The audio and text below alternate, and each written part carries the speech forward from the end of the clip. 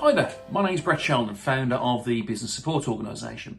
Today's video is the recording from last night's In Evening With session, where we had Adam Jones from Unicode 3 talking about leveraging LinkedIn for business owners. It's absolutely packed full of tips, tricks, all built around his success, because believe it or not, Adam isn't a LinkedIn guru. He is the sales and account manager for Unicode 3, a accountancy practice in Warsaw. And the reason why he spoke is because our members actually asked for it. They know he's had some great success. So this is, like I say, full of tips and tricks and the things that he's done to get great things there. So enjoy the video. Do have to warn you in advance, as with any of the BSO events, we do like encouraging people to have some fun. We don't allow political correctness, believe it or not, so occasionally there may be the occasional swear word. So if you're easily offended, please switch off now. If not, enjoy the video and love to hear your comments soon. Bye-bye. Okie dokie. Right, so, okay, then, ladies and gents, we're going to get the meeting up and running today. Thank you very much for basically coming. It's the first time we've had an evening with for quite some time. So thanks very much for Adam for stepping into the breach and promising to be the best speaker ever and uphold his honour of being an award-winning speaker. Does everybody on here know that Adam's an award-winning speaker? He really, I mean, he's very, very, very good. So it's so those who've not met Adam before, you know what, it should be really good. So anyway, before we start the meeting today, I'm conscious we've got a lot of new members on here, a lot of people who haven't been on here for quite a while. I'd like people just to quickly introduce themselves. Remember, this is being recorded today, so if you are going to swear, make sure it's not too bad a swear word, and we can actually then leave it in. That should be okay. So just to give the purpose of today, so an evening with, quick show of hands on here, who's actually been to an evening with event before? Okay, so all the ones who haven't raised their hand. Okay, so an evening with is quite simply an educational event. So it's not specifically designed for networking. It's designed to get good quality information out amongst the membership, perhaps create discussion points on the Facebook group. Andrew, if you want to create a discussion on LinkedIn, it's absolutely fine, because I know you don't like the Facebook arena, but start getting discussions going on, get conversations going off the back of it. And also remember, you've all got the delegates list. You've all got permission to contact each other, connect, and do whatever you want to do on there. The only person who's not turned up is Pierre, who may turn up a little bit later, and Vicky Harrison-Edwards isn't actually on the list. She's jumped in late. So Vicky, if you want to share your details in the chat, that'll save me a job tomorrow, if that's okay with you. But what I want to do is to get everybody just to introduce themselves first of all. No elevator pitches, true BSO style, 8 seconds. All I want you to do is to say your name, company name, and what you do. John Costas is on here, so we should all be able to do it in about 8 seconds. You should be all right. And I'll just call people's names out, if that's okay. And then I get to shut up and we all listen to Adam. So, Michelle, if you just introduce yourself first. Michelle, the Geek Coach in the Tech Leader Academy, creating tech leaders that build and inspire others. Fantastic. Claire, would you like to introduce yourself? Hi, I'm Claire from the Confidence Coaching Company, and I help women to find their confidence. Brilliant. Richard? Hi, I'm Richard Parks, and I run a weekly LinkedIn Lunch and Learn live show. Brilliant. Jane? I'm Jane. I'm Helena Jane Holistic, and I'm a holistic therapist. Brilliant. Joe Hayden? Hi, I'm Joe, Chief Executive of Thor Community Trust, and we put your child first. Apologies, I'm not very well tonight, so if you see me with tissues, I'm sneezing. And oh, that's all right. It's okay. So if you ever end up with computer viruses, Yannicka, I know it's a bad one, Yannicka. I apologise. Good evening. You threw me there. Good evening. I'm Yannicka. I'm from Time Assist. We are an executive virtual assistant company, and I am dragging Medea here today as well, who is, bless her, not very well, but that's how I am as being an employer. So Medea is a Kickstarter, been with me for a month, so be kind to her. Right. It's terrible. She's treating you terribly, Medea. Oh, she's absolutely great though. Oh, you haven't got to say that. She can't hear you. It's okay. No, she is. She's actually absolutely great. I'm not lying. Fantastic, excellent stuff. Adam, if you can introduce yourself, please. Yeah, Adam Jones from Unicode 3. We're an accountancy practice who do things a little bit differently in that we actually help people grow. Cool. Sally? I'm Sally Gilson from Get Cat Crazy, and I assist people with their pets, and they can purchase any of their items they need online. Cool. Vicky? Front door. Acupuncture and wellness, and I do acupuncture. Vicky, do you want to say that again? Somebody's doorbell was going off. Disgraceful. I'm Vicky from Chameleon Acupuncture and Wellness, and I do acupuncture. Cool, excellent. So the question is, whose front door was it? Come on, that's going to be far more interesting. Come on. It was Richard's. Richard's front door. Sophie, over to you. Hi, I'm Sophie. I work for I'm a director of a company called One-to-One Houses, and it specialises in online estate agency. So remember, Sophie, it's your business now. You're not working for somebody else. Your business now. Andrew? Hi, I'm Andrew Heward. I run a specialist consultancy for not-for-profits called Heward Solutions, supporting wonderful not-for-profits like Joe over at 4 Community Trust. Check out her crowdfunder. It's brilliant. Brilliant. Taylor? Hi, I'm Taylor Foxall. I work for Fox Digital Solutions, a digital marketing agency that provides solutions to your digital dilemmas. Cool. Darren? Darren from Adapt Business Solutions, and we supply all the products that your business will use on a day-to-day basis. Fantastic. Charlotte? Yeah, Charlotte from Kinetic Communications. We are a PR and communications agency helping businesses to stand out and grow with guaranteed results. Fantastic. We have Joe Plymouth. Hi, I'm Jo from Wood in the Trees Coaching. I help people to gain clarity so that they can maintain, they can keep striving towards achieving their goals without draining their time, energy or motivation. Cool, excellent. Mr. Baker? Yes, Lee Baker, IT Technophobes, and as the name suggests, I help people with their IT who haven't got the time, ability or inclination. Brilliant. We have the lovely Moxie. Love to see you again, Moxie. Hello, I'm Moxie of Moxygen, and I help get your business noticed by animating your graphics. So your business isn't static, so why should your graphics? Yep, brilliant. Mr. Lander? I am Paul Lander from the multi-award-winning Zekro Web Solutions. We build sexy websites. Fantastic. And finally, Mr. Grundle. Hi, I'm Phil Grundle, and I work with ambitious managing directors who have a genuine desire to grow their business. And if I can't be certain of your success, I won't work with you. Absolutely. Fantastic. So thank you very much, everybody there. And obviously everybody knows who I am because you're all activists. So Andrew, lovely little comment on there. Yes, just a quick shout out. Those who haven't heard yet, Joe has gone, not Joss. We haven't got a Joss on here, but we have got a Joe. Joe's got a crowdfunder going in place. Joe, do you want to just mention that? You don't have to if you don't want to. No, it will be going out on the Facebook group as well. We are opening a respite home for children in Samuel with special needs, and we need to revamp the garden to make it safe and secure for Ofsted. So we've got a crowdfunder that we've launched to do that. There was a parent who was doing all the work for us, but he was sadly killed in a motorbike accident on the 17th of July, and he got special needs children as well. So we're doing the crowdfunder in memory of Gary to raise funds to do the Gary Simpson Memorial Garden at the house. Brilliant. Okay, so if people can share that amongst their networks, that'd be great. That would help Joe out an absolute treat. So we're going to hand over to the main part of the meeting now. So Adam, we've already made you a co-host, so you should be able to share your screen if that's what you're doing today. Thank you in advance to Adam for stepping into the breach. We had a couple of things we wanted to try and do in terms of basically in terms of speakers. Things didn't quite pan out. I mean, as probably people realise at the moment, things regarding events are a little bit up in the air. People don't quite know 100% what's going on in places, and people have to keep adapting quite quickly. So Adam, thank you very much for jumping in with 36 hours notice. Yeah, if that. 34-ish. Yeah. Yeah, but people seem to really want to listen to you today, Adam. I've not bigged you up in any way, shape or form, but we are expecting the presentation of your life. Anything less, I will share his home address, and feel free to throw eggs at it. I don't mind. So without further ado, I'm going to pass over to Adam from Unico 3. I've known Adam for a long while now.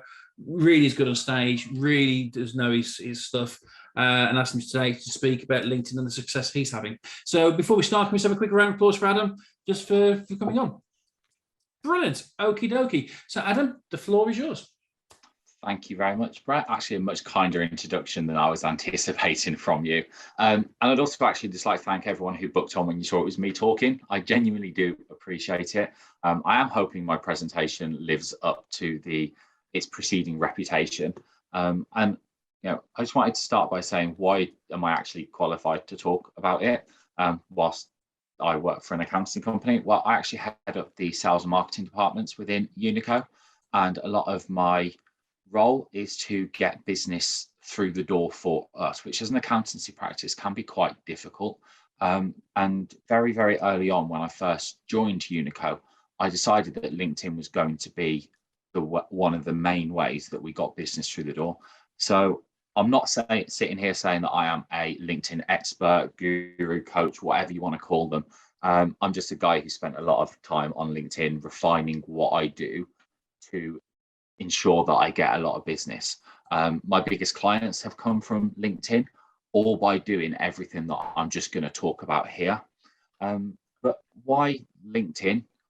If you've been to the BSO breakfast or question time before, you'll know Paul Lander is a massive advocate of Facebook for everyone, and rightly so.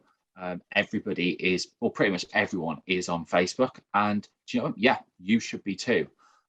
But, and there is a but, for all of Facebook's excellence, getting results is largely, not totally, but largely based on spending money with ads. So LinkedIn is completely different. You don't have to actually spend a penny on LinkedIn to get results and get consistent results. The other caveat I'm just going to drop in is that it's not an overnight success thing. This is a long-term commitment that if you sort of deviate from the plan, if you sort of stop showing up, you don't get the results that you're expecting. It did take me 4 months from when I first started doing this sort of stuff to getting my first inquiry from LinkedIn. So it was 4 months of solid effort just for that one inquiry return. But ever since then, it was like the floodgates just opened and it just consistently comes in. So I'm not going to sort of talk about anything that is too fancy. This is really, really quite simple stuff that I do. So the 3 things that I'm going to go through are consistency, your personal brand whilst on LinkedIn, and the engagement side of things. I focus on these 3 things, and that's why I get a large proportion of my business through LinkedIn. Now, individually, each one of these things don't actually make that much of an impact, but combined, they do. And the first one, consistency, it sets the foundation of everything that you do on this platform. Consistency on LinkedIn, what that actually means is you're there on a daily basis. But there will always be times where it's not possible, whether you're out, whether you're not working, you're on holiday, whatever it may be. But for the most part, at least initially, at least during that first period where you really get your teeth stuck into it, you do need to be active every day to start building up a following. And it's not just about posting content. So it's not just turning up on LinkedIn, throwing a load of content out there, and then just closing the screen and going off and doing whatever you do. If you do that, it's basically like walking into the BSO if we were face to face, shouting what you want to say, and then just walking off. It doesn't lead to anything if you do that. Everyone sort of just looks and goes, oh, right, okay, and then just carries on with what they're doing. It's about reaching out. It's about engaging with people, talking about issues that mean something to you. I will start with content within the consistency, because I think that's probably the thing that most people struggle with. Because if I said, show of hands who actively finds writing content easy, I'd assume that would be very few people. And a lot of that is actually down to when people post and they don't necessarily get the engagement straight away. Like, oh, what's the point? I didn't have any likes, didn't have any reactions, didn't have any comments. Like, what was the point of me putting it out there? And that's one of the things that I want to break straight away. Initially, engagement does not matter at all. Even if your reach is 50 people, that is absolutely fine. Because If Brett said to you, I've got 50 people in a room, you can say whatever you want, and they are these 50 people are your target market, would you say no to that opportunity? No, of course you wouldn't. You'd be stupid to. You'd say yes. And that's how you have to think about LinkedIn initially. If you put good content out there, people will read it, because the majority of people on LinkedIn are lurkers. They don't engage, they don't like, they don't comment, they don't share, they just read. My biggest client that I got from LinkedIn never once liked my posts, never once commented on it, never messaged me or viewed my profile until randomly he just sent me a message saying, I've been following your posts for ages. I'd like to have a chat to see how you can help me, because we don't get half the things you talk about from our accountant. And that's why I say initially that engagement in terms of the reactions doesn't necessarily matter, because whilst you're building a following, that will come naturally. At this stage, initially, it is just about you being comfortable with writing content. And I'm not going to sit here and tell you that writing content is easy, because it's really not. You know, Charlotte will attest this, in that actually writing good content is bloody difficult. But there are little things that you can do that can help you. And if you look at it in terms of your business week, so you've got Monday to Friday, that's 5 days where you have to turn up and write content for. And if I said, could you write about the following 5 things, do you reckon you could do it? So something that means a lot to you, a case study that's in a form of a story, how your industry can improve, advice about what you do that is actually really simple that people can go start implementing, and your why. Why is it that you do what you do? Like, what's your drive? Something that people will resonate with. It's actually pretty simple, isn't it? If you look at it in terms of that, if I asked everyone, have you got a case study of where a client started to where they ended up and what you did in between, I'm pretty sure you would all be able to go, yeah, I've got that. It's on my website. I use it on social media already. The key is the storytelling here. So I'm going to just go through some examples of a few of my posts. They're not necessarily the posts that got the most engagement or the most views, but they're posts that give sort of the clearest example of what I mean by each one of those. And I'm just going to start with my why. Now, I think probably the majority of people here know me from when I first started with the BSO, which was under my own company. And under my own company, everything was actually going really quite well. And having to give it up was probably one of the hardest decisions that I ever made. But a lot of it was down to the accountant that I had at the time. There was tax bills that should never have been. There was advice that was just set me off on the wrong path. And you know what it's like in business. It's very much a case of when something puts you on the back foot, it's very easy to make another bad decision and then another bad decision, and then it spirals, and before you know it, it's out of control. But actually, this post that was all about my why and the fact that, yeah, do you know what? I'm not an accountant. I'm actually awful with numbers. There's a running joke in the office that never asked me to add up because I just can't do it. This is me. This is me in my sort of like rawest form of actually, I'm just good with words. I just talk.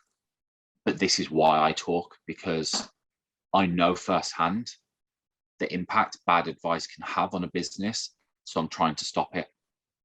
Now, every single one of you has got a story like that. You've got a story as to how you ended up here and why you do what you do. Because you didn't just wake up one morning when you turned 18 and said, oh, you know what, I'm going to do this. You know, it just doesn't happen that way. You've been on a journey. Your why is your journey. It's as simple as that. So, oh, that just flew through a bit quickly. Jumping on to the next one, it's about what your industry can do to improve. This post actually caused quite a stir within the accountancy market, in that I had quite a few accountants actually start messaging me abuse, which I thought was delightful because it meant I'd hit a bit of a nerve. This was basically discussing whether an accountant should purely focus on profit or focus on the bigger picture in terms of culture and employee benefits and employee wellness. Stuff that traditionally an accountant doesn't get involved in, because all we care about apparently is the profit, your bottom line, your margins.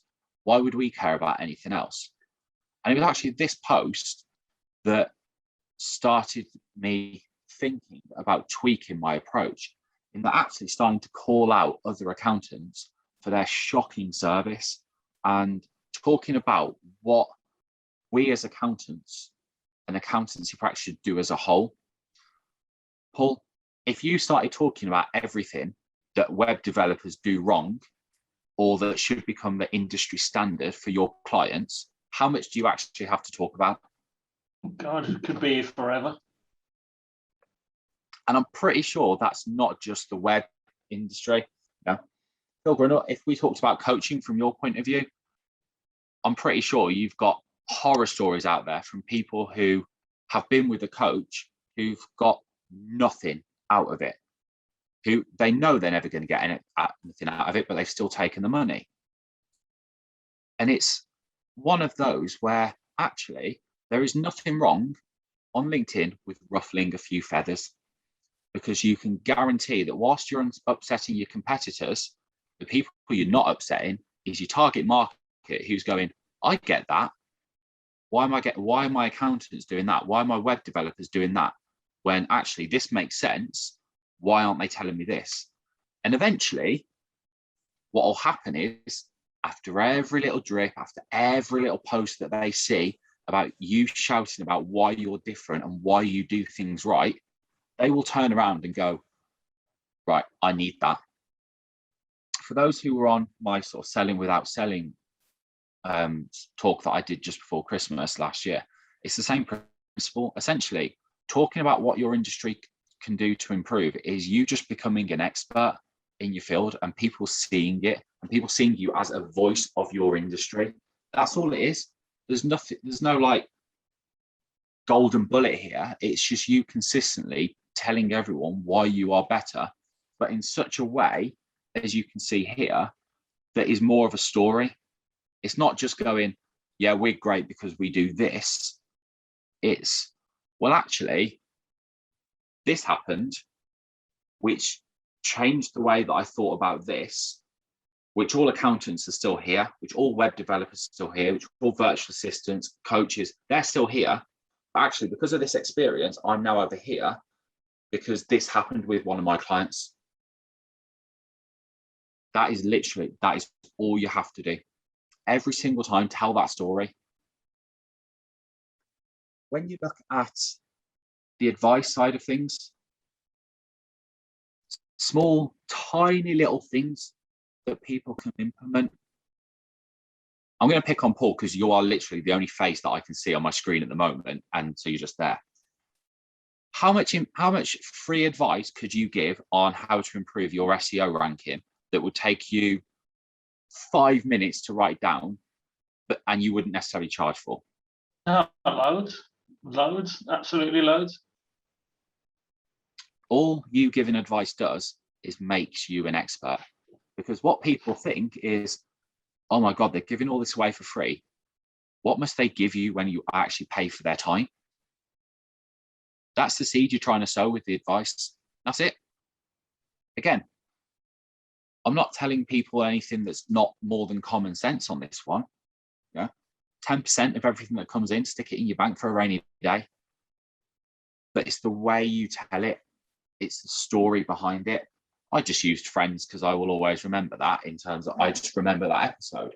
But you'll have a story as to why that bit of advice works. I could have chose loads here about people that I know that have put that 10% away, then their biggest client's gone bump and they've had to dip into the savings while they recover. And it works. And those are the examples that I put out there.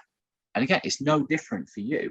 You're putting out examples about things that you know have worked for your clients that you don't really mind giving away for free. All of a sudden, you're an expert. Job done. After the advice, you know, you've got the case study. It's a story. It's client was here. This was her problem. In this example, this was what she was feeling. This is what happened. This is what I said. I said this a bit more. I gave her a bit more advice. This is where she finished. That was it. That was all it was. A case study of one of my, Kelly, she's one of my biggest clients. It's not rocket science, because a lot of this, yes, you know what? Writing it in this style is difficult, but you've got the content. You've got the examples already. You've just got to take the time to write them down. And then the final one is, that I mentioned, is something that's personal to you, something that matters to you. And this is probably the hardest one for you to write about, because people don't like being personal and putting their personal side of things out on social media. Now, for me, I talk a lot about men's mental health and burnout, because it's something that I'm really passionate about, because it's directly related to stuff that I have experienced. And it's stuff that I'm dealing with. And actually putting this sort of stuff out there and being really vulnerable and showing people that it's not all kittens and rainbows and pots of gold, that actually being in the business world is bloody difficult. What does it do? It creates the empathy. People see that you're not just a brand, you are a person. Because let's face it, why are we here networking? Because we know that people buy from people, and we're here to talk to other people, to show them the personal side of us. LinkedIn is just a bigger platform to do that. Instead of talking to one person about mental health, about burnout, about how guys should actually open up and talk, I'm talking to hundreds, thousands. And actually, since I've started putting more of this personal stuff up there, about the things that matter to me, about my life, about what's going on, I've actually had more positive conversations with people that have led to prospect meetings than ever, all because I started showing people who I am. And I'll get onto this a bit more later, but people have this misconception that on LinkedIn, you need to be this really prim, proper, professional person. That's just not true. You've got to be you. Like I said, I'll come on to that a bit later. So 5 posts, 5 completely different things, varying levels of success on all of them. But it's by doing it consistently is when I started to build my following, and more people started to get, started to send me connection requests. More people then started to engage. More people then started to like and comment and share it, which then obviously builds your audience, because the more people that like, the more people that comment, the bigger your audience will get, the more views you will get. But going back to the point initially, unless you post every day on LinkedIn at the moment, don't worry about that till you're about 3-4 months in. And then you'll notice that all of a sudden it'll just start ramping up along with everything else that you've got to do. So that's sort of like your foundation of your content. You just need to make sure that you write. So the biggest thing that I do is every single morning, I sit down at my laptop. The first thing I do is I open LinkedIn and I just write whatever comes into my head. Now, that doesn't necessarily work for everyone. Some people actually prefer to just block out 2 or 3 hours and just really plan their content of, I'm going to say this and then this and then this, and I'll write about this. But put it in your diary. If you want to do this, put it in your diary and treat it like a meeting. Treat it like a meeting with potentially your biggest client that you would never miss. Sit down and create the posts. And they don't have to be perfect. Done is better. Done and out there is better than perfect, because if you're after perfect, it will never happen. ever. I've never seen the perfect copy. I've seen copy that's good, but there's always something you can improve on. But just do it. Just write. See what happens. And then the flip side of consistency is actually growing your connections, because roughly the number of connections that you have on an initial post, 10% will see that first wave. And then depends on how it does, it depends on whether LinkedIn passes it out a bit more, which is slightly contradictory to what I said about ignoring the engagement, but there is a reason for that. And part of the consistency is you have the ability to send 100 connection requests a week out to your target market. Use every single one of them. All of your target market, initially, all second connections. Don't worry about third, just focus on your second connections. And go searching. When you scroll through your feed and you get all your connections, posts, and what they've been commenting on, look at who's actually commenting on your connections posts, view their profile, and if they're your target market, send them a connection request. And it can look, these are the two that I use constantly, and I sit at around a 60% acceptance rate of connection requests, which is frankly way above the norm of about your 15 to 20%. Okay. So the first one, very simple. Saw your comment on this person's post, and I completely agree. I think it was a great point. Would be great to connect, Adam. It's as simple as that. That's all the message that I send. And what you tend to find is they'll accept and reply and go, "Oh, I'm glad you like the comment," and it'll just start that bit of conversation. Or if you didn't agree, but you've looked at their profile, you've seen they're active on LinkedIn, and you want to connect because they are your target market, something as simple as that. The key for this one is that last line. I promise I won't send a sales pitch either. How many people have accepted LinkedIn and then had a sales pitch within like 30 seconds of accepting? I assume the majority. And oh my God, they are awful. They're just copy, paste, send, mass spammy sales that is just, honestly, it just makes my head hurt. And the key here, I haven't put it on a slide, but what I do after they accept this, I just send them another message because they are expecting a sales pitch regardless of what I've said. And I just put, "Hi, whoever, thanks for accepting. Looking forward to seeing your content in my feed. Thanks, Adam." Nothing more than that. And the reason that I do that is to prove that I'm not sending you a sales pitch. I keep my promises. I promised not to send you one, so I haven't. I've just said, "Thanks for connecting. Really looking forward to seeing your content." That's it. So that's one way of searching. The other is to use groups.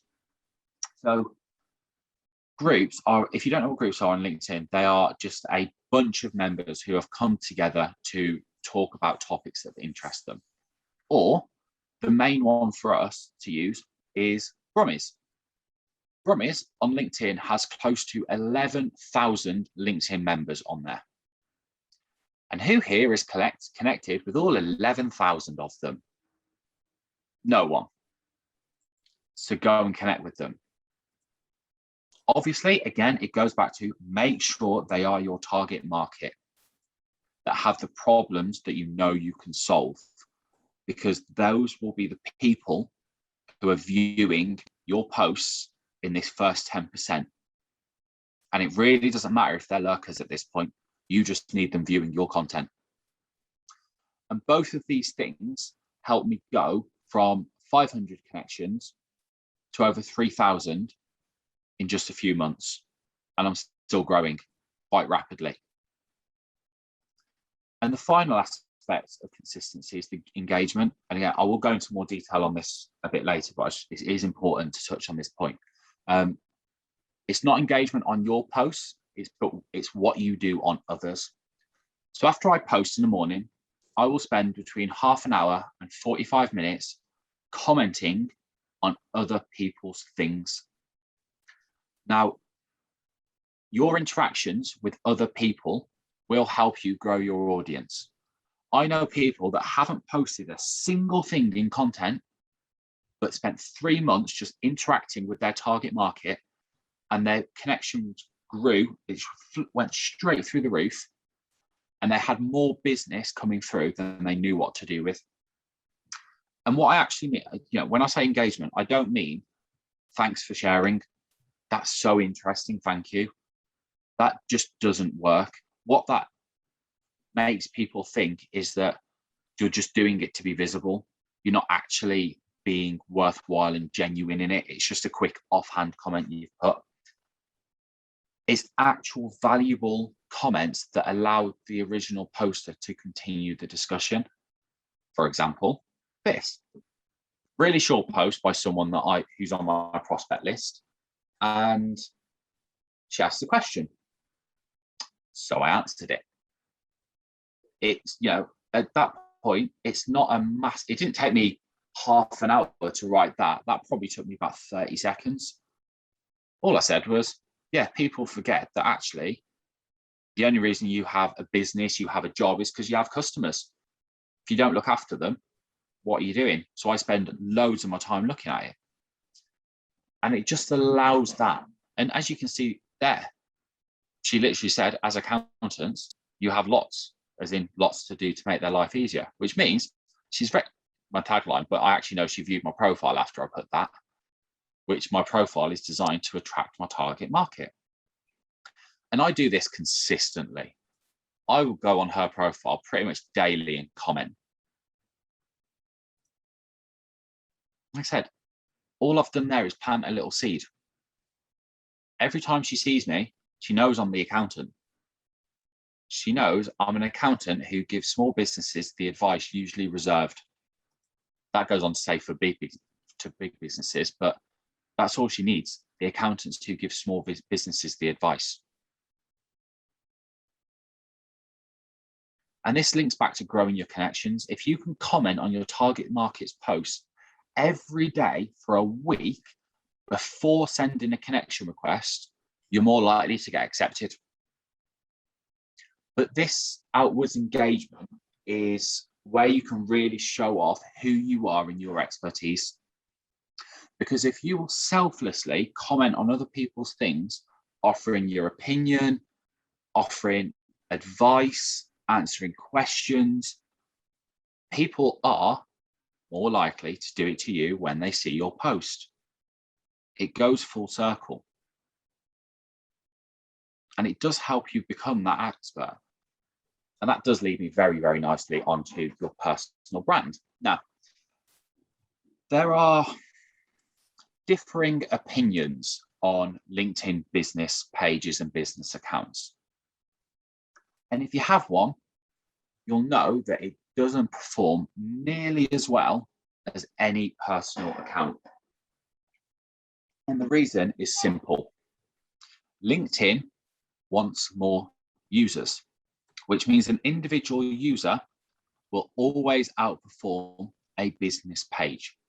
More users equals more people on the platform, which means more people are having conversations, which means more time is spent on their platform, which, surprisingly enough, LinkedIn loves. The longer you are on LinkedIn, the better. So everything that I do is on my personal page.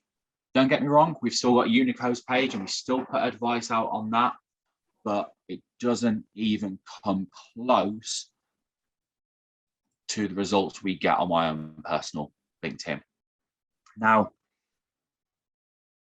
the biggest thing you need to decide here, before you start posting about your content, before you start engaging, it's deciding what you want your personal brand to be and how you want to show yourself. For me, I help those that I can. I give out advice freely. I show people that I'm not a boring accountant, that Unico aren't just a bunch of boring accountants. Instead, I'm a guy who can help you get your business to where you want to be. one of our USPs is that we actually give advice to help you grow, not just about your finances, that's a given, we're accountants, but general business advice. So a lot of my posts are tailored around that, the general business advice, just advice. That's my personal brand on LinkedIn. That's who I am. I'm the guy who gives advice.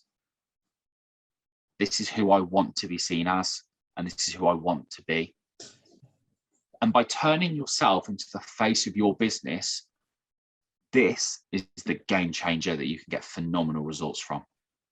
Honestly, it does not matter if you're a director, you're an employee, the cleaner, honestly, it makes no difference whatsoever. If you can turn your profile into your personal brand and the face of your company, you will build a following that will get you results. So the biggest question you have to answer when you leave this session is, who do you want to be on LinkedIn? And I suggest that you keep it as close to the real you as possible. Like I said earlier, people think you've got to be prim, proper, professional. You've got to do everything by the book. You can't use, hasn't. You've got to say has not. You just don't. You've got to be personal. So keep it as close to the real you as possible. Because imagine you've got this persona out on LinkedIn. This is you. This is who you want to be seen as. You get a prospect on the phone who's been following your content, they're really interested, and you are a completely different person on the phone than you are that they see on LinkedIn. How does that do anything but damage your chances? Because the reason they've called you is because of who you are on LinkedIn. So you need to be that person. It needs to be you. So be you. But you can tailor it to the online world. And the best example I can give about this is swearing. Now, outside of the work environment, my language is atrocious. Literally every sentence has got some form of profanity in it. But I never swear in the office. I never swear at work. I never swear in front of clients, to colleagues, and I never swear on LinkedIn. Yes, it's me in my natural sense, but not in my work self. And that's just a personal choice. I know people who still, do very, very well on LinkedIn and are just unapologetically them. But for me, it doesn't fit in with the brand that we have at Unico. It doesn't fit in with the professionalism side of things. So I just don't bother doing it because it doesn't impact my writing. It doesn't impact who I am. Nothing changes. If I meet people outside of the work environment, I'm a little bit more laid back. I'm a little bit more humorous, shall we say, with my sense of humor, or free with my sense of humor, I should say. But in work, it's just not. And there'll be things that you do in your business that are different to what you do on your personal life. So when I say keep it as close to you as possible, tailor it to your business persona almost. But you can see what I'm saying. It's very much a case of showcasing who you are, your personality, your values. As I said, people buy from people. This is no different. This is just people buying from the online version of you. And what matters to you will matter to other people. And if you align your values with your target market's values, you'll get results because they'll naturally like you. They'll naturally trust you, and they'll feel like they already know you. So know, like, trust, done. So the three things to ask yourself are, who do you want to be? How do you want to be seen? And how does that fit in with your company values or your brand? Once you've got those three things nailed, you know exactly who you're going to be, go for it. And I spoke a bit earlier on the engagement side, but I am going to jump into a bit more detail here. I've covered the connection request, which is a massive part of the engagement. You've got 100, use them. If you want to go in completely cold, whereas you don't comment on them, you don't follow them for a bit before you send it. The second post, the second example I gave for the connection request, just tailor it to say, looking to expand my network. Notice we had a few mutual connections. Would be great to connect. Keep the line. I promise I won't send a sales pitch. It is a game changer. Even cold, I hit about the 40 to 50% acceptance rate because of that one sentence and the amount of conversations that have started because of it. People go, oh, I really like that. It's the first one I've accepted, blah, blah, blah. And it just opens a conversation, because with conversations, that's how you will convert people from prospects online to prospects you're speaking to on the phone or on a one-to-one meeting. But before I get into the messaging side, I just want to hit the reactions and the comments a little bit in a bit more depth. So as mentioned, comments and reactions will expand your reach on LinkedIn. And when you've started being consistent, and you'll notice these start to go up and you'll get more and more people engaging, it is a brilliant way and the quickest way to establish yourself as an expert in your field. At the moment, you might find it difficult to comment on your target market's posts simply because they aren't in your feed and you've actually got to go hunting for them. So going back to the groups bit from earlier, go looking for who is posting in the groups. Brett has done this brilliantly over the past sort of week and a bit. I go in Brummies and literally every post I see is just Brett commenting on every single one, which is good because it means he listened to me. But what it means is people are noticing him. And when you start engaging with them, you comment, you reply to comments. This is the biggest one, and it's the biggest one that does my head in. If you comment and someone replies to you, unless they've just said thank you, which they shouldn't do because you're doing a really insightful comment, reply to them. Even if they don't reply to you, just reply. If someone comments on your post, reply. If you don't, you're missing the biggest opportunity to engage with your target market. They are literally speaking to you. They're opening the conversation. They're engaging with you. Reply. Now, again, I know it's not always possible. I know if you get loads of notifications, you can miss them, but just try and make it a habit, like at least once a day, go back, see who's commented and reply. But yeah, the big thing is that when you go looking for the content you want to see, LinkedIn will start showing you more of it, which then makes it easier. So the more you engage with other people, the more you engage with people who comment on your post, the better your results will be. And this is where messaging then starts, sort of ties into the engaging with others as part of the whole engagement. Now, one of the biggest questions I get is that people often ask how to start a conversation with people in a non-salesy way. Because the moment you start being salesy, people just turn off and like, I'll go away, I'm not interested. It's actually quite easy. When you see a post that you think is good, comment on it, and then send it in a message with a comment saying you thought it was a good post and why, and that you're looking forward to seeing more of their stuff. Now, 99 people out of 100 will reply and say thank you or some sort of acknowledgement or have a bit more, or open a discussion about it. And if they say thank you, just go, no problem. Let me know when you put another post out about that topic, or keep me updated with your post just in case I can't see it. And again, this is for no other reason than they get into the habit of messaging you and you reply every time. Because then when you switch it and you say something like, I've been following your content. Thank you so much for sending me. You know what? It is honestly, it's excellent. Would it be possible to jump on a course so I can learn more about your business and start looking at whether I can start passing some of my clients across to you? Because what happens when you get on a one-to-one? Is it always just about one person? No. Because people's natural curiosity takes over. And part of it will be, okay, so what do you do? What clients do you have? And then all that is selling during a one-to-one.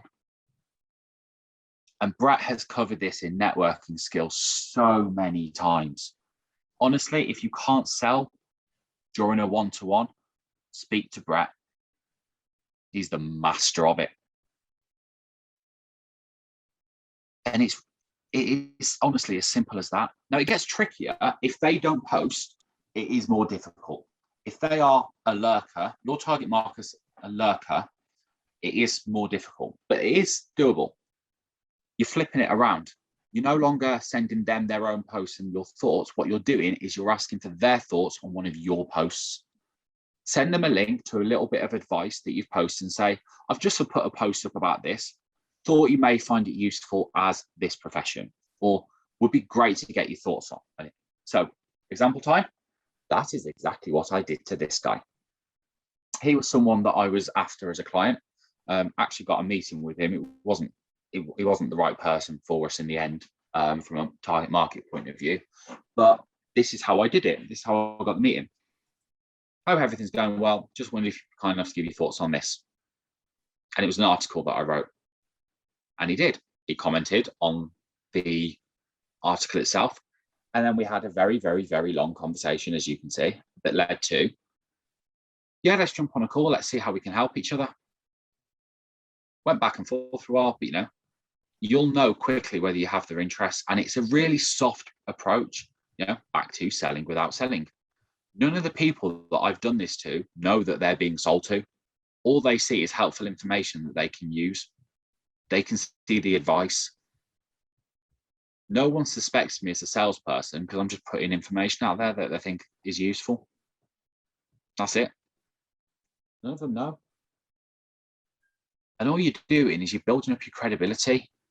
And I would say on this point, don't use your personal posts and send them to them, because you've got no idea what their view is on mental health, on feminism, on anything like that.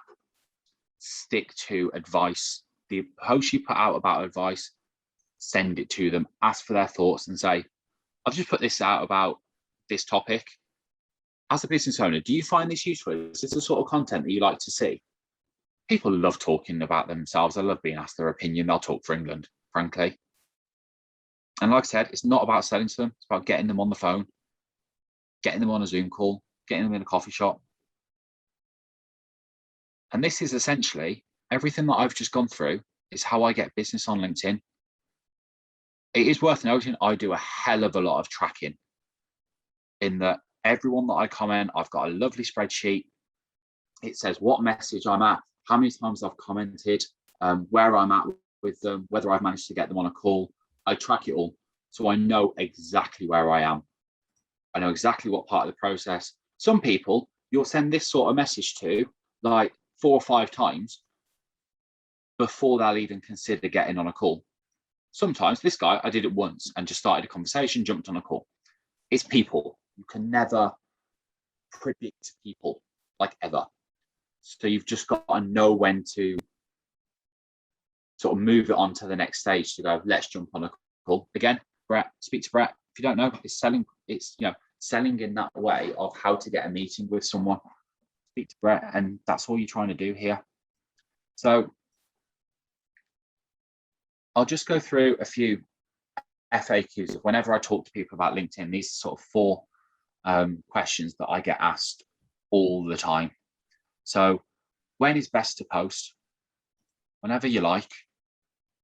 Obviously, the longer answer is whenever your target market are online, which I'd say probably for all of us being B2B, I think with the exception of Vicky, who's probably more B2C, but even still, B2C for what Vicky's after is very much a people who are on LinkedIn. So yeah, it's in the morning, but the right content will be a hit regardless of when you put it on. I went viral on a post that I put on a Friday afternoon. At about 2 o'clock, I was like, oh, I've been to a client meeting in the morning. I've been like, oh crap, I completely forgot to put a post out. So I just put a post out, made it up on the spot, and it went viral. You can't predict it. So just post whenever you like. You need videos on LinkedIn. Up to you. Are you comfortable on camera? Are you able to put engaging videos up that look quite, not necessarily clean, but give the image that you want to do? If the answer is yes, and you can do both, and you're comfortable, you can put the engaging videos, put videos up. If the answer is no, don't.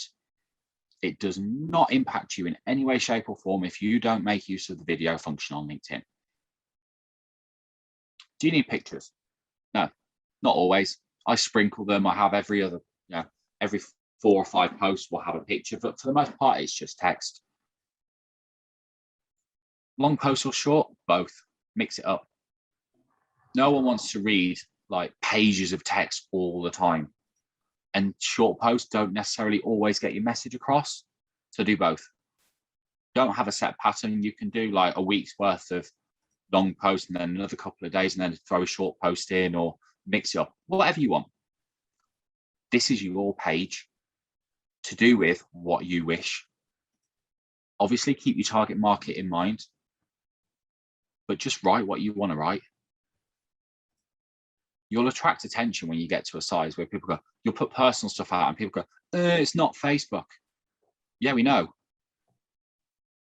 We clicked on LinkedIn, not Facebook. It's not, 10 out of 10 for observation there. But it's your page and you put that sort of stuff up so people can understand you. So don't be put off by people who disagree with you. Everyone's got an opinion. Doesn't mean you have to take it into account. You can put a tip up and someone go, oh, that's wrong. According to whom? You've done it. You've used it. It's worked. Why would you not share it? Just because someone else has tried it and it's not worked for them, they probably haven't done it right. Don't overthink your content. Don't be worried about what people are going to reply. At the end of the day, LinkedIn's got a block button. If someone really decides to start having a go at you, just block them. You don't need that negativity in life. You want people who will actually engage with you on LinkedIn.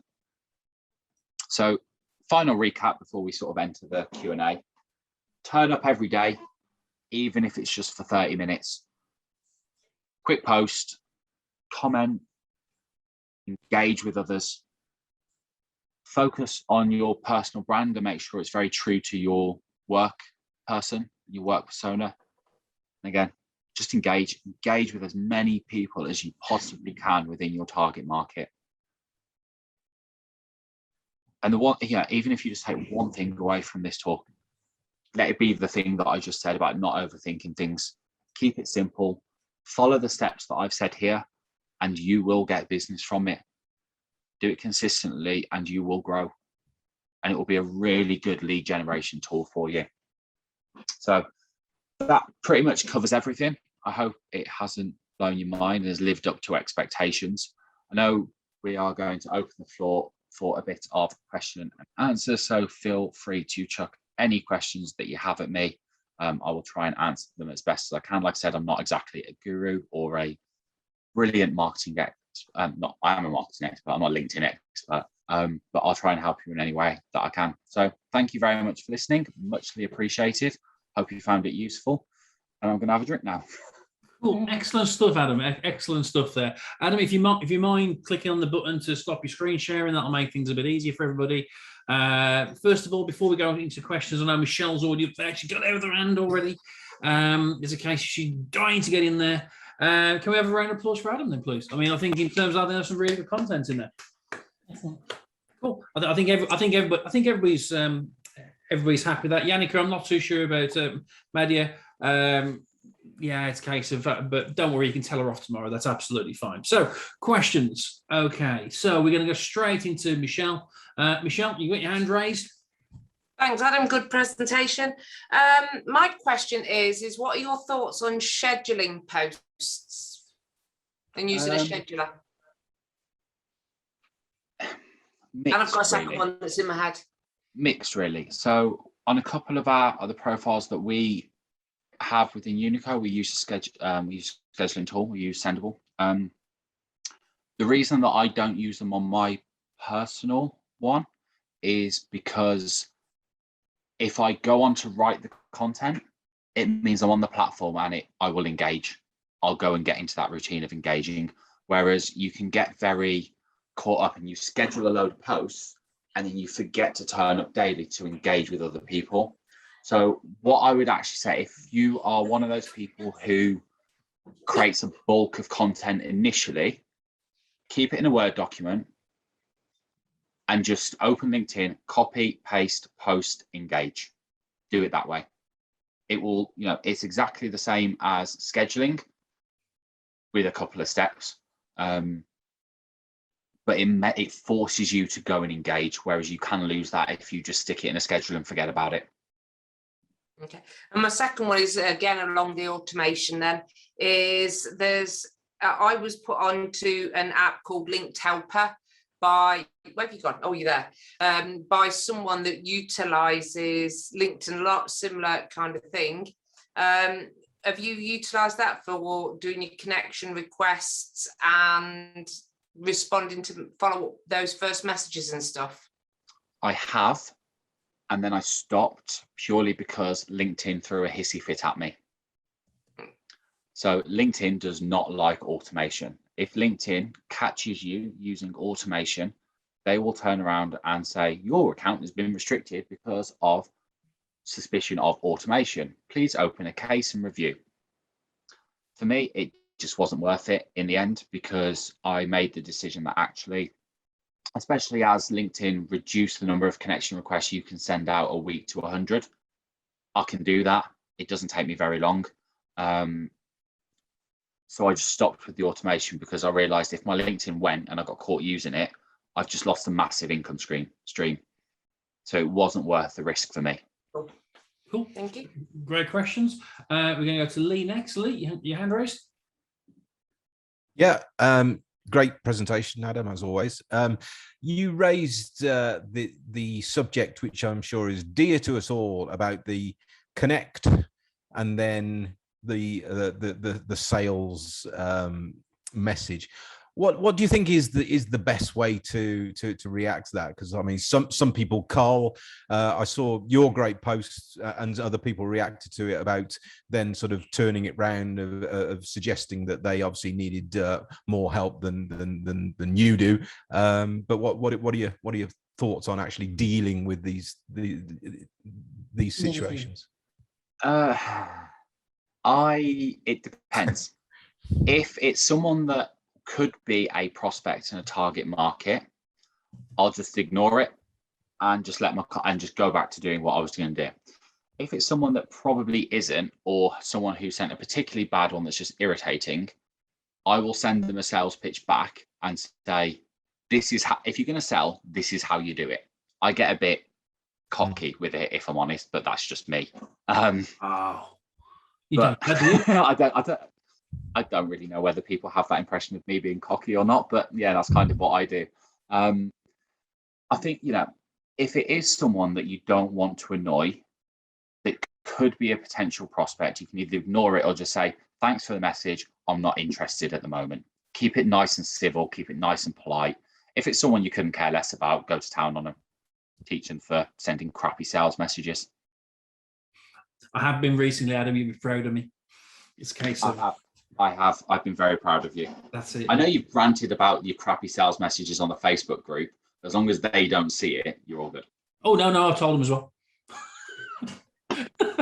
He just really, why am I going to be what I've just said? Yeah, how in my profile indicates that I'm going to be interested in buying a tutoring franchise. Okay, I'll give you that one. I don't really like children. I have children. I don't really like children. What the heck would I? Ooh. Anyway, right, Richard. I will give you that one. That one's fine. Yeah, Richard. Is you feel muted? Yep. Just like to say, Adam, that was a fantastic presentation, and you're 100% spot on with everything you said. Just want to pick up on scheduling, because there's a lot of scheduling tools out there, starting from free to very expensive. LinkedIn and the other platforms actually downgrade via the algorithms your reach. So I think following what you said, I think is a great idea to put them into notepad, and put it in yourself. Despite the fact I'm going to be talking about schedulers tomorrow, but I think you're spot on with what you're saying, to put it into notebook and do it yourself. Yeah, I was going to say, Richard, in terms of that, I mean, me and Adam had actually quite a long conversation about this the other night, didn't we? Over chili and basically talking about schedulers, etc. If you think about it, I mean, schedulers are great. I mean, I've got no problem. But LinkedIn wants you to be on the platform. If he knows you're using let's be honest, LinkedIn quite sophisticated. They know that you're using a scheduling tool. So therefore, there's possibly only 2 platforms that actually accept a scheduler, and that's Instagram and Facebook, but only if you're using the Facebook, Instagram Creator Studio. If you're using anything else, they'll downgrade you. Yeah, absolutely. So I'm going to go to the next one. Some great comments there, Richard. Yannicka, your hand raised. Yeah, I have a great presentation, Adam. Well done.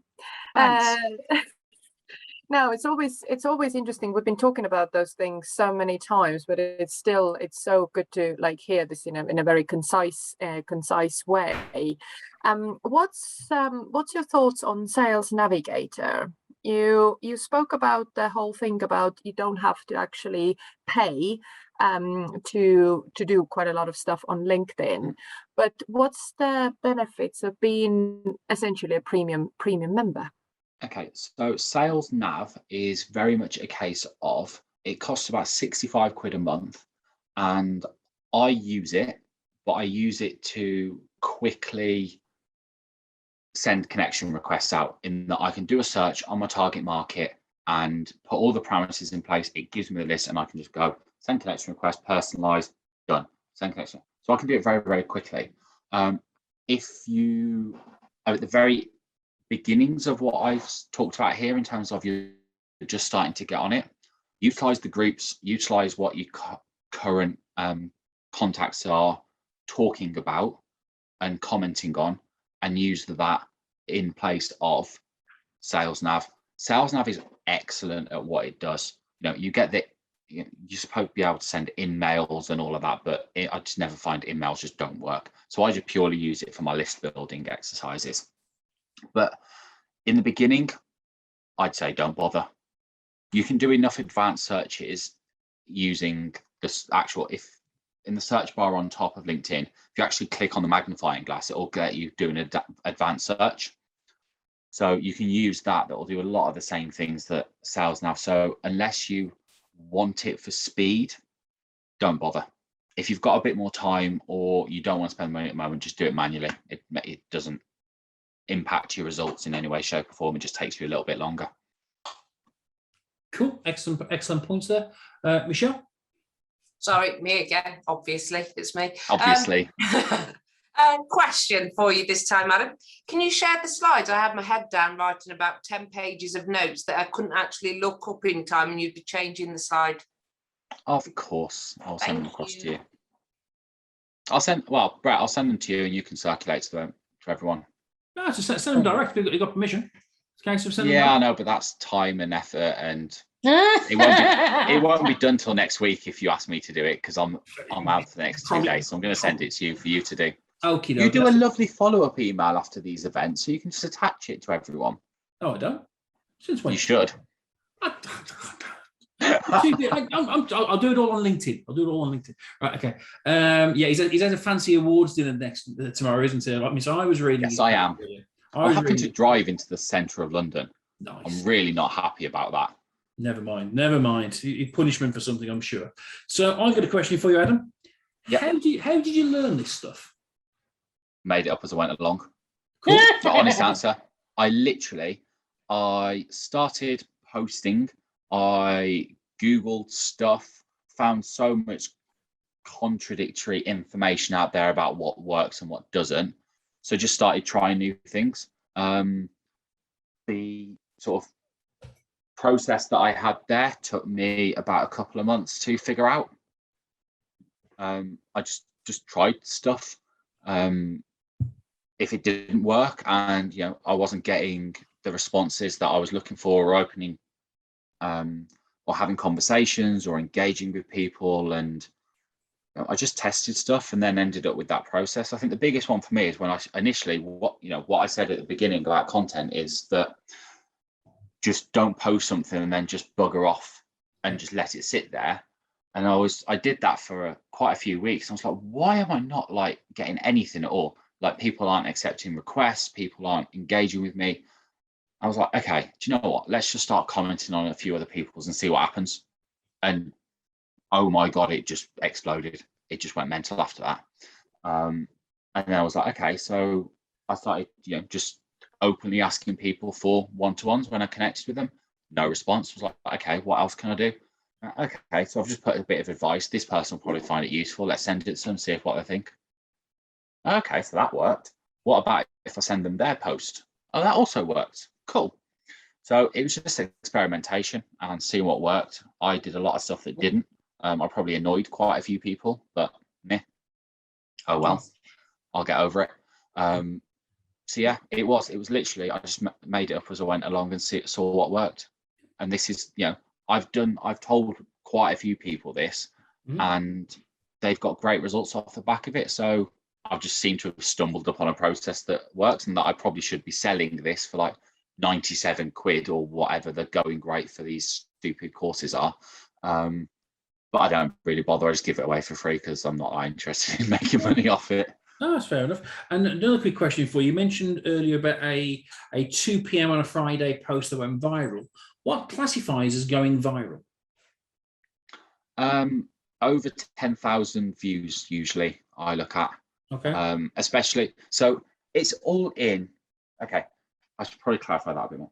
It's all subjective to what your typical reach is. So if you on average get 200 views on a post, and all of a sudden you've just hit 15 or 20,000, I would say you've reached that many people that you've gone viral on it. If you consistently get 10,000 views, I'd be adding an extra 0 on there to hit like the 100,000 to go viral or consider myself have gone viral. Cool. If you get an absolute ton of randomers who you've never engaged with in your life commenting on your post out of nowhere, you've gone viral. Look at it that way. That's the simplest way to looking at it. Don't overthink it in terms of you need millions of impressions. It's just nah. Look at it as small wins for yourself. Yep, cool. So thank you very much for that, Adam. It's a case of absolutely brilliant. So in terms of, are there any other questions from people on here? You're letting Adam off the hook here. This is not good. This is not good. He likes Lander's been really quiet, and I'm really concerned. I always saw him prepping to say something. I'm going to make a statement rather than ask a question. I'm going to say that was acceptable. You know something? That's a great deal. That's all right. Tell him that's high praise, isn't it? That is really high praise. I feel all warm and fuzzy. I'll give myself a pat on the back and a gold star. Paul Landers acceptable. It's like a Paul Hollywood handshake, isn't it? It is. It is. You can take that to the bank. I will. Absolutely. Do you know what? Yeah, I've got to say, I liked the bit what you said about using your own experiences, because that can, I mean, if I think about all the things that happen, and I mean, last week alone, the amount of times we got people out the proverbial poo with their websites and stuff, and I can put, and this is having used other web developers to do it. The amount of examples I could have used last week are insane. So yeah, that's a good shout. That is. So yes. No, acceptable plus. Excellent stuff. For that. Cheers, mate. Excellent. Right. Okay, Richard, you got your hand raised again. I was just going to say, I think the reason why there's not so many questions coming out is because Adam's done such a fantastic job there and covered everything. And what he says, as I said before, is spot on. I mean, one of the things that he said is about engagement and to comment and respond to people who have made a comment or a like on your post. It's I liken it that if you're going to a network group and somebody says hello to you, that's giving you an excuse to talk to them and engage with them. That's no different on any of the social media. If somebody's made a comment, that's an excuse to have a conversation with them. Yeah, absolutely, absolutely. Andrew, yeah, there's another great point there, Richard. Andrew, raise your hand. So Adam, I've got 2 questions for you. First one, which is probably straightforward, but I don't think it's been talked about a lot tonight. How much value do you see in using hashtags on LinkedIn? Good question. Personally, not that much.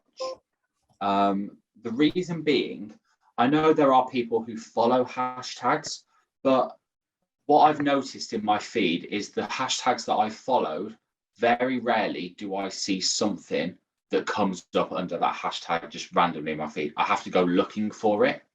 So I do add usually 3 hashtags on the end of my post. Usually business is one, and then the other 2 are relating to what I'm talking about.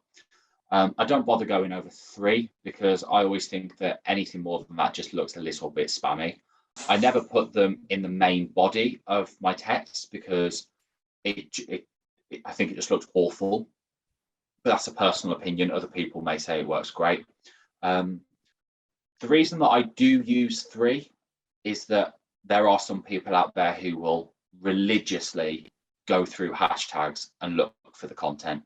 And it's usually, it's a lot of time people who moan that, oh, it's not Facebook, this isn't the content that I want, will search the business hashtag to find content that they want. So it can be useful in a way. I just don't overly concern myself with them, really. I generally just tend to go with whatever LinkedIn suggests. I'll just pick 2 in business and crack on. I mean, it's interesting.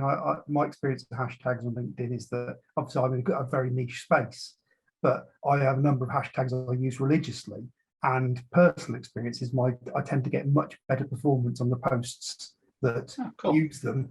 And equally, the few posts I've had that have done really well, kind of unusually well, have all been down to, I think, in part the hashtags that they link back to. So I think it's useful targeting your audience. That's why I asked the question. And the other question. Sorry, I was just going to say, a lot of this is, you trial and error. If hashtags work for you, crack on, use them all day long. It is about finding what works for you and expanding on what I've said. Yeah, I just wanted to flag it. So the other question is much more controversial. What's your view, or have you any experience of manipulating the algorithm through the use of LinkedIn pods? I knew this question was going to come up. I like controversy. Carrot, go for it. Okay. Can I sit on the fence here is the question. So,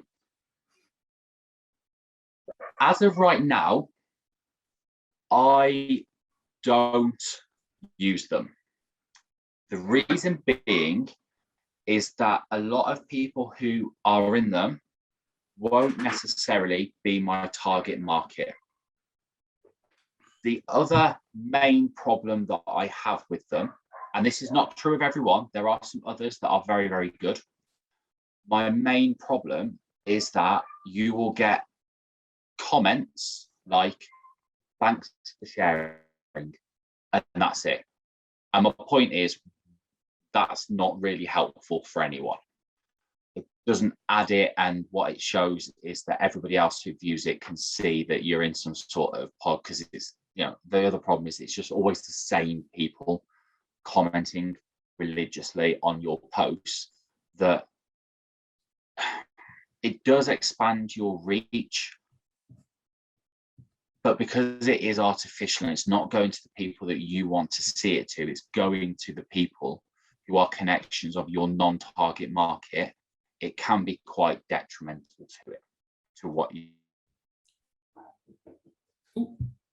achieve here. I must admit, I got much, much better results after I left or stopped engaging as much with the one that I was in than when I was in it. And I know that's controversial. I know that quite a few people in here are part of one. I know one person here runs one, and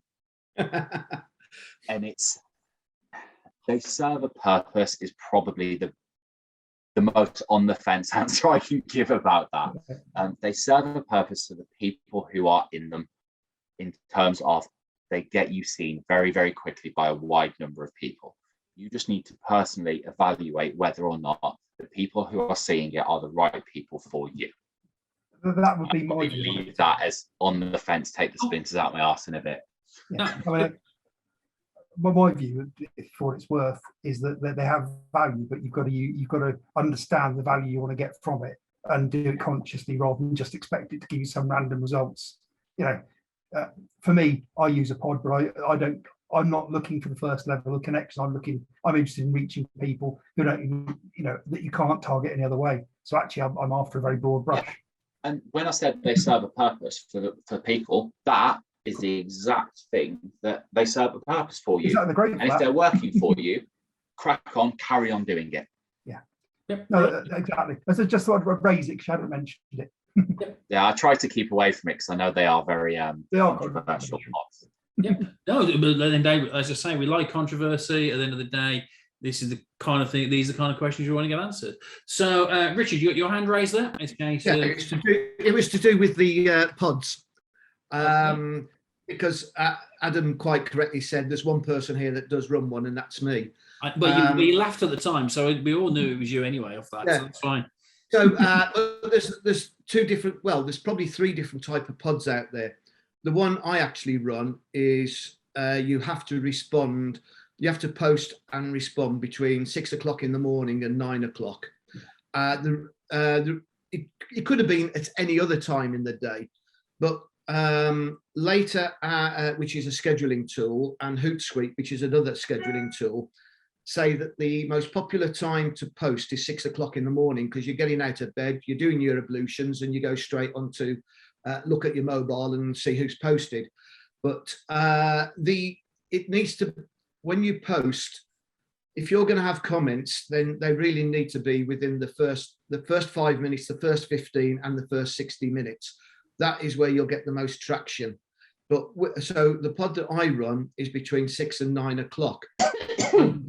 And the agreement, the condition is that everybody has to say 4 or more words in a response. Because as Adam correctly said, saying cool post, great post, thanks for sharing, that is doing nothing. It's not engaging, and it's not going to make the algorithms love you and or the person that you're posting.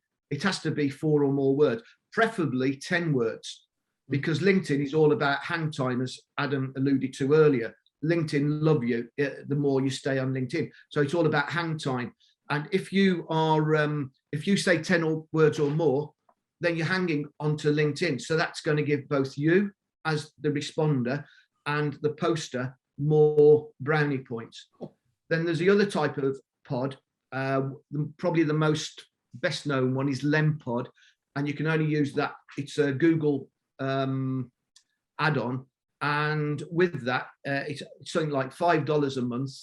But they're all genuine people that are on there. But the problem is, it's cool posts, rock on, you rock, etc. What you have to do is you have to spend an hour rewriting the comments in order for them to be suitable. There's one guy who's turned that into an art, and he's actually asking questions. So yeah. Yep, cool. We've seen some great points there. Mr. Lander, your hand raised. Yeah, and Andrew nicked my comment, but I've got, with regards to engagement pods, I can see where Adam's coming from totally. Engagement pods, they're kind of like how Facebook likes, the vanity Facebook likes were popular like 5, 6, 7 years ago. You got a few pros and cons. The biggest cons out there are it is vanity metrics. I know a lot of people that use engagement pods on LinkedIn. None of them have made millions, and that speaks volumes. Speaks absolutely volumes for it. And you've got to do it right. If you're sifting through 300 comments to find the one good comment to reply to, you're going to miss it. And then a dicky bird tells me that LinkedIn are removing a lot of these pods, a lot of them. Facebook hates the Instagram pods, and they're doing everything they can to remove them. And LinkedIn are going to follow suit with their engagement pods because they want people, they want genuine stuff out there. They don't want artificially inflated things trying to make its way around any kind of algorithm they've got. And it's constantly changing. No one knows it. Yep. No one has a clue how it works or has any insight into it, whatever. Believe me, people have tried. I know people have tried to break it. It ain't gonna happen. So again, Paul, a great comment there. So I'm going to start wrapping this up in a few minutes anyway. These formats, we generally don't keep going on much past 8 o'clock. Just a couple of feedback for Adam. So just so people are aware, I invited Adam and Yannick around for dinner last week. We talked through some of these, and we actually started getting some early reaction. Just so people are aware, I mean, one thing that surprised me, Adam, just as a brief comment on there, it's surprising the posts that actually get the most traction. It really is. It's a case of some of these posts, I've actually thought long and hard about what I'm going to post. I thought that's brilliant. It's absolutely virtually nobody's viewed it. Other ones are going absolutely crazy. So the first one I did, this is the morning after Adam come around my house. We've now had nearly 1,100 views of it, which is great. Thinking, you know what, I can live with that. And that was all about basically talking about basic tips on getting past the gatekeeper. So we was talking about the breakfast event we ran. Then we actually ran then about how many hours a week you work? That was 350. Then we down a little bit. Then actually gave a really good one, I thought, about talking about stuff we discussed in the sales. So the Monday morning sales one we talked about. Absolute shite. 112 views we had on that one. That's probably, I thought that was the best quote we've got. And the one I wrote on a car. That's awful. You said that's awful, right? Yeah. If I said to you that actually you've just spoken about something sales-wise and it's gone to, and 112 people have seen that and read that, is that awful? No, it's not in that context, no. But compared to one we're talking about, another one, I think it's 10 times the amount. It is. Yeah. But it's about perspective of it. Never think that a post, even with 50 views, is awful. Because it's 50 people that have seen it who wouldn't have if you didn't put it out there. 50 is better than none. You know what, though? You've got to make way through all the other crap that's on there as well. There's so much rubbish on LinkedIn now. It's untrue. Oh, absolutely. I mean, but the post I did this morning, sitting on a car park, waiting for Darren, because I thought I'd be really good and beat the traffic and the bloody venue was closed. So sitting in the car, putting a post, we had nearly 700 views of that one. Just and starting off going, why am I posting from a car park in Sutton Coldfield? For some reason, people have followed it and discussed it. So it's really interesting to see how these trends, for someone like me who analyses conversations and how things build into suspect and how you develop from there. That's what I talk about with networking and sales all the while. It's really interesting to see that at the moment, yes, it's a very small sample size, but there's no real trend. No real trend. Yeah. It'll be interesting to see how it goes over the next few weeks. And one of the tips I'm going to pick up on, because I turned around to Adam and said, I'm going to write a load of content, leave it in Word and do it that way. No, I write in the morning. Right in the morning, and it's then something that's really relevant, that something's happened or thought of overnight or woke up and while I'm making a cup of tea or something, and you go, you know what, away you go. And it's done at 7:30 in the morning when I'm generally in the office. I make my first round. So, but I'm already starting to get traction. And the beauty of it is, if I'm honest, I'm already having conversation with people because it just impacts on other things and other areas. Well, your name come with conversation. They don't. Strangely enough, you just had I've just seen a post from you. It's like, oh, shall we have a chat? So anyway, Adam, thank you very much for your talk today. I think we can all safely say he's done himself proud. I think he could have done better, but you've done yourself proud. Are there any final questions from anybody else? Any comments people want to make?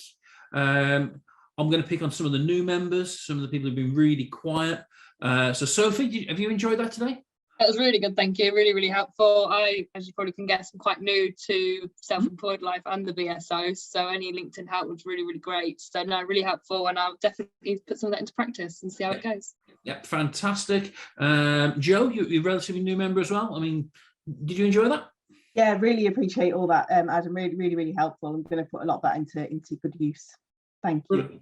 Brilliant stuff. And Taylor, obviously, I know you work in obviously the digital space already. Anyway, did you find that useful, just out of curiosity? Yeah, it was really good to see the techniques and how some are similar, but some are also very niche to LinkedIn compared to Facebook and Instagram. Yeah, fantastic. So off that point, we've now gone past 8 o'clock. Thank you very much for attending. Can we have one big more round of applause for Adam? Because he really does like it. Come on, keep it going. Come on. Adam really likes his ego stroke and he really likes it. So you may as well do it, and also keep the snake happy behind him as well. So it's so Adam, thank you very much for that. Thank you. Can't even see them. No, we can't see them. No, we can't see them. So just to finish, I'm just. Yeah, he's still there. Yeah, Yannicka, you've moved to the bottom of the screen. Right. So Yannicka, for the next meet and greet, so not meet and greet, next evening with, we have got this in November.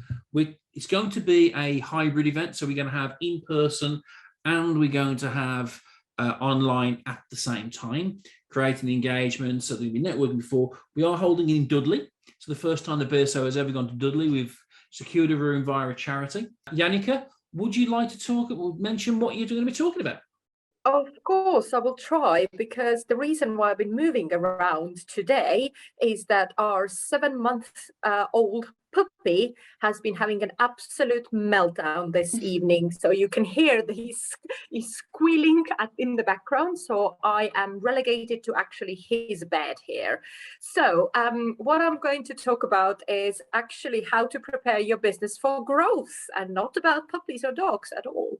So it's all about how to make sure that you have in your business, you have systems in place so that you can grow without actually impacting your customer service.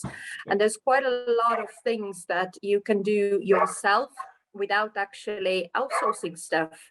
So these are this is me going through all the points and tips and tricks, and good thing that we're going to Dudley, because then you cannot hear that.